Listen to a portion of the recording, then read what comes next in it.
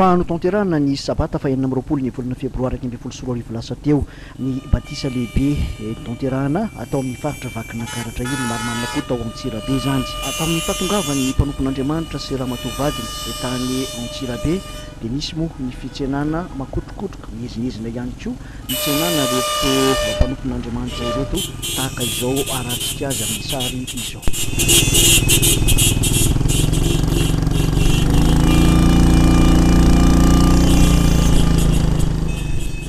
Nisy raha teo ny conférence lehibe nentin'ny pasteur Mayolina nandritra ny andro vitsivitsy tao an-toerana ary ny faranana moa tamin'ny fotoam-pivavahana lehibe sy ny Batisa atao andraikiba izany fotoan-dehibe izany ny evangelistra Irniana Rakotojafy izy raha teo no miandraikitra ity faritra avakina karatra ity feno dia feno ny fandaharam-potoana tamin'ity fotoana ny 4 febroary 2024 ity teo aloha zany ny Batisa ateo ihany koa ny fanosorana diakona ary ny fitsovan-drano zaza.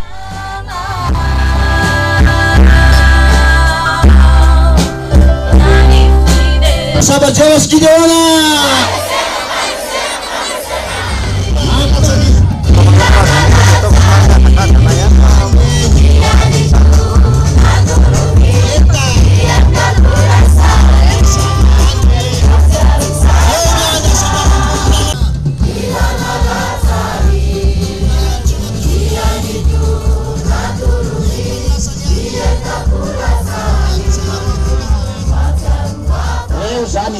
mbola tanora de tanora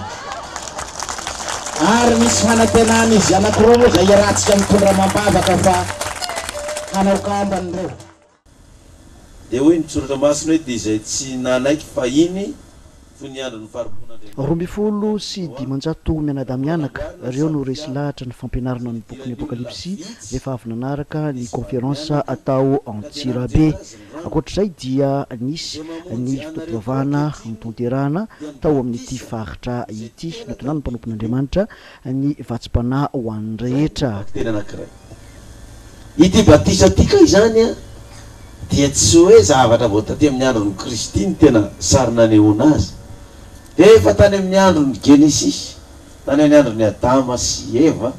tany amin'ny andron'ny Safodrano, tany amin'ny andron'ny Noa dia efa nisy tandindona Batisa. Zany hoe ny sarin'ilay Batisa zany dia tandindona famonjena ka rehefa misy famonjena atao a dia tsy maintsy mandalo amin'ny rano ka ireo olona vitsy tamin'izany andro izany dia fianakaviana iray novonjena indra tanaty samby fiara tonga ny Safodrano nandringana zao tontolo zao fa nisy olona novonjena atao favy. Ianareo ve mino an'Andriamanitra tokana sy Jesosy Kristy zanany fa melomba Batisa dia misy hatrany ny fanekena eo amin'ny Andriamanitra sy Jesosy Kristy ary ny fiangonana nahitana sanakan'olona maro samihafa moa ireto nyroso tamin'ny ranon'ny Batisa ireto toy izao ny ampahany tamin'ny ero nyroso tamin'ny ranon'ny Batisa atao Andriakiba.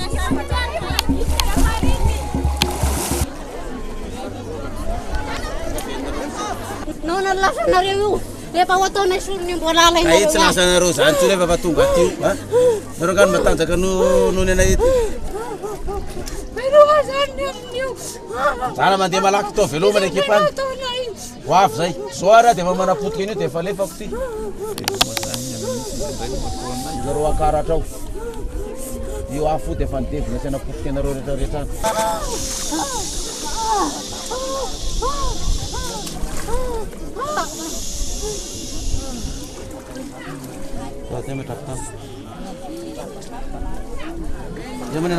Hallelujah! Jesus. Hallelujah.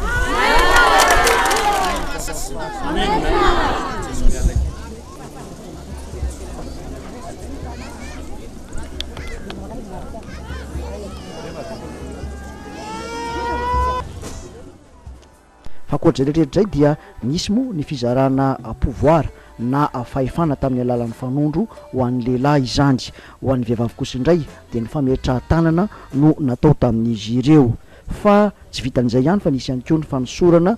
diakona lahy sy vavy nandritra ity fotoan-dehibe ity.